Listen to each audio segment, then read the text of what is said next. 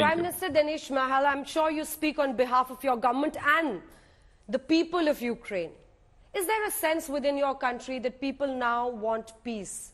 Does your government, your people, want a truce now? If yes, on what conditions, sir? Ukrainians, as no one around the world, would like to have a peace. We didn't begin this war. So Russia begins this war, and Russia could stop this war any minute when they will stop fight and leave our territories. So we just protect ourselves, we just protect our lives, lives of our children, our homes, our families. So we want to have sustainable and protected peace in our country. But Russia wouldn't like to stop. They continue occupy our territories, and we are fighting for the occupation. We are fighting for our people which are on the occupied territories. We are fighting for our children which Russia deported from occupied territories. More than 20,000 children are deported to Russian territory. This is official information which is proved in the international court. So we continue fighting for our values, for our children, for our people. And we should implement peace formula of President of Ukraine, Volodymyr Zelensky, and it will bring sustainable peace on European continent. So all Ukrainians would like to have peace, but all Ukrainians understand that we should protect our lives. Prime Minister Denis Shmyhal, you've already partially covered it, but as we end this interview, we go towards the end of this interview. How do you see what are the perspectives of cooperation that you see between Ukraine and India in these hard times, and how would you like it to go forward? Sorry, population between Ukrainian population and the cooperation between the Indians and Ukrainians, the governments, and how can we take that forward in these hard times? So, as I told, it's our mutual interest to develop our cooperation. I will repeat, before beginning of this full-scale war, our cooperation increased dramatically, more than 30% per year. And our turnover in economical, in cultural, in all other spheres increased dramatically. So this war destroys some of our connections actually in import and export, in cultural and scientific and educational cooperation. I think that we should continue and develop our cooperation. So Indian students, it was one of the biggest part of our cooperation, Indian students in Ukraine. We invite students to continue their education in west part of Ukraine, which is more or less secure for now.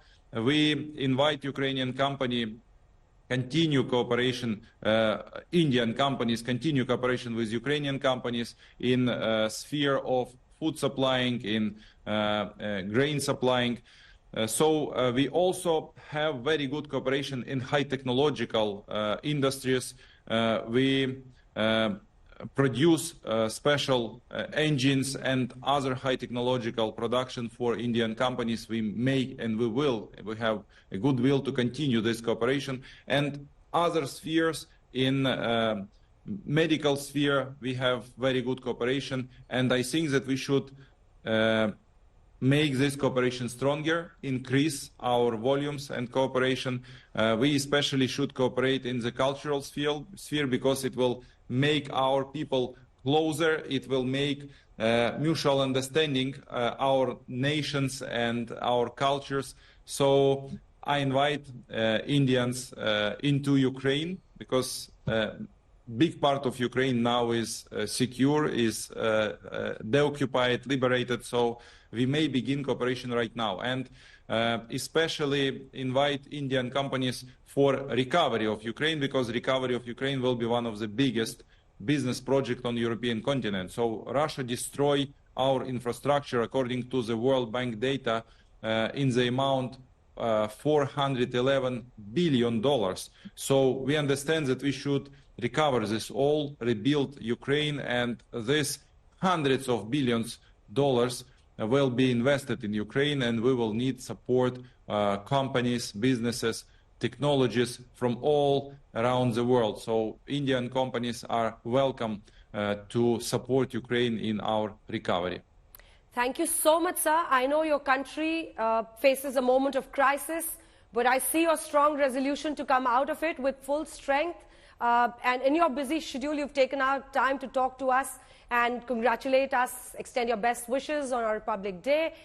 We would like to end it with any message that you would like to give to the world, to our fellow Indians who are celebrating this day. We would like to conclude it with a message, sir. Thank you so much. Anything that you would like to say? Thank you so much. And once again, my congratulations with your Republic Day.